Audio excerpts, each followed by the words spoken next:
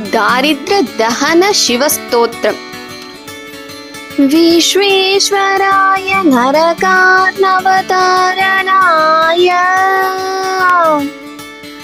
कर्णामृताय शशिशेखरधारणाय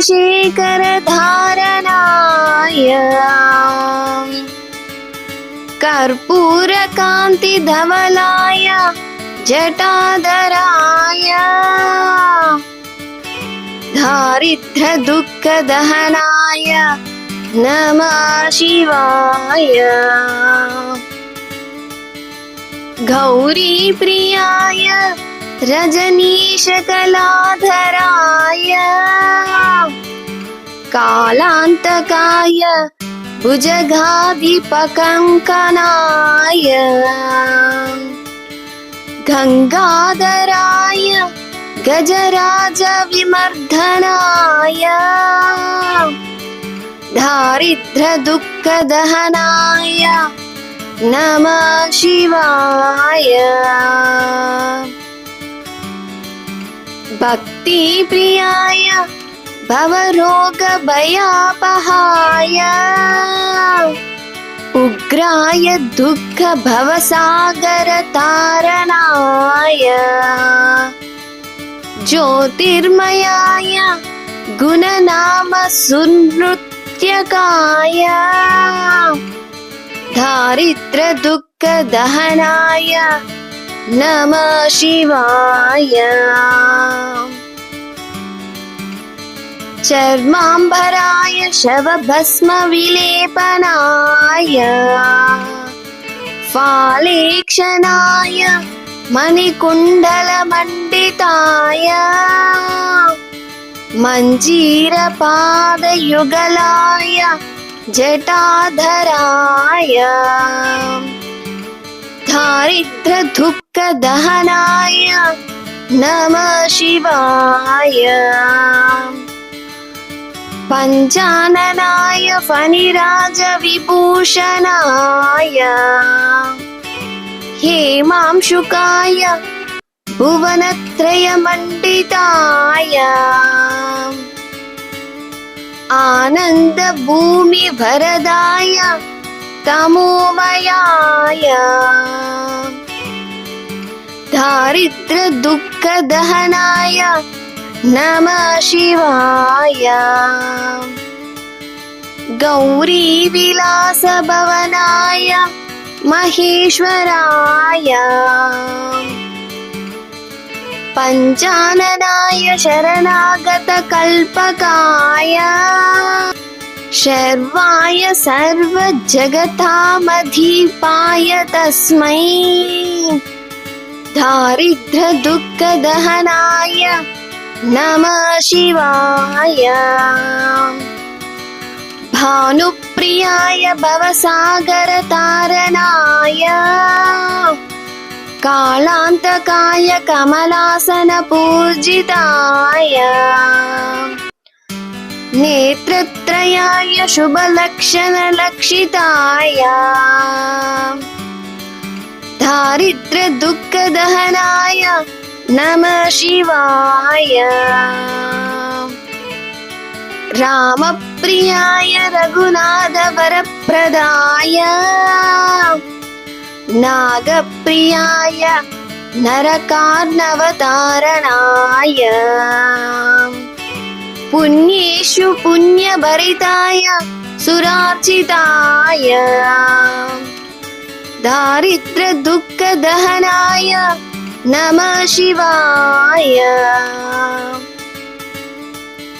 मुक्तेश्वराय फलदाय गणेश्वराय गीतप्रियाय वृषभेश्वर वाहनाय माताङ्गचर्मवसनाय महेश्वराय दारिद्र्यदुःखदहनाय नमः शिवाय। वसिष्ठेन कृतं स्तोत्रम् सर्वदारिद्र्यनाशनम् सर्वसम्पत्करम् शीघ्रं పుత్ర పౌత్రాదివర్ధనం ఇతి శ్రీ వశిష్ఠ కృత దారిద్ర్య దహన స్తోత్రం.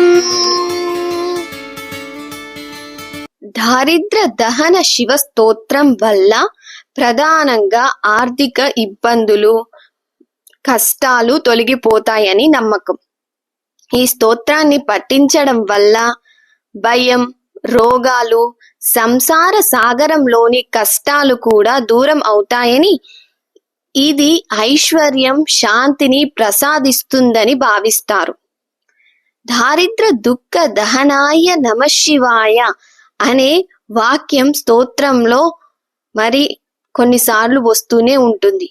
ఇది దారిద్ర్యాన్ని అంటే పేదరికాన్ని నాశనం చేస్తుంది అని శివుడికి మన నమస్కారాన్ని తెలియజేస్తుంది. భక్తుల భయాన్ని, సంసార సాగరం వల్ల కలిగే భయం, రోగాలను తొలగిస్తుందని స్తోత్రం చెబుతుంది. ఈ స్తోత్రం వల్ల సంపద, శాంతి, సంతోషం లభిస్తాయని విశ్వాసం.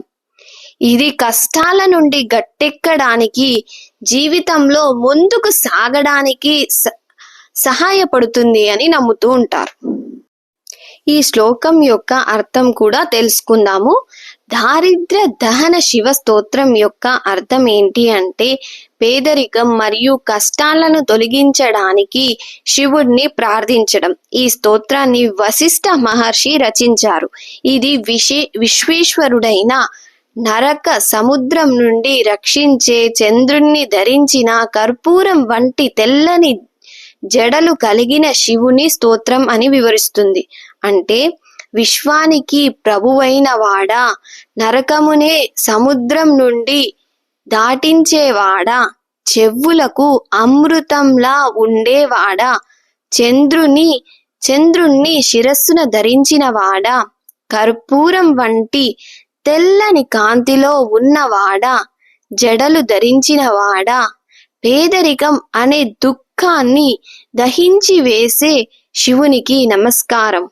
గౌరీదేవికి ప్రియమైన వాడా, చంద్రకళను ధరించిన వాడా, కాలానికి అంతం చేసేవాడా, సర్పాలను కంకణంగా ధరించిన వాడా, గంగను ధరించిన వాడా, గజాసురుడిని సంహరించిన వాడా, భక్తికి ప్రియమైన వాడా, భయం, రోగాలను దూరం చేసేవాడా, ఓ శివయ్య నీకివే మా నమస్కారములు అంటూ ఈ శ్లోకం అర్థంగా చెప్తున్నాం. అయితే ఈ శ్లోకాన్ని మనం మనస్ఫూర్తిగా భక్తి శ్రద్ధలతో చదివి శివుణ్ణి ప్రార్థించినట్లయితే మన కోరికలను నెరవేరుస్తూ పేదరికాన్ని, దరిద్రాన్ని నాశనం చేస్తాడు అని ఈ యొక్క స్తోత్రం అర్థం.